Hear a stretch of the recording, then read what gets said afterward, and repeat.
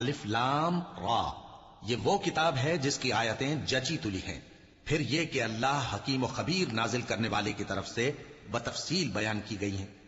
اس کا پیغام یہ ہے کہ اللہ کے سوا کسی کی عبادت نہ کرو، اور میں اس کی طرف سے تم کو ڈر سنانے والا اور خوشخبری دینے والا ہوں، اور یہ کہ اپنے پروردگار سے بخشش مانگو اور اس کے آگے توبہ کرو، وہ تم کو ایک وقت مقرر تک متاع نیک سے بہرہ مند کرے گا اور ہر لائق فضیلت کو اس کی فضیلت دے گا، اور اگر روگردانی کرو گے تو مجھے تمہارے بارے میں قیامت کے بڑے دن کے عذاب کا ڈر ہے۔ تم سب کو اللہ کی طرف لوٹ کر جانا ہے اور وہ ہر چیز پر قادر ہے۔ دیکھو یہ اپنے سینوں کو دوہرا کرتے ہیں تاکہ اللہ سے چھپ جائیں۔ سن رکھو جس وقت یہ اپنے کپڑوں میں لپٹ رہے ہوتے ہیں تب بھی وہ ان کی چھپی اور کھلی باتوں کو جانتا ہے،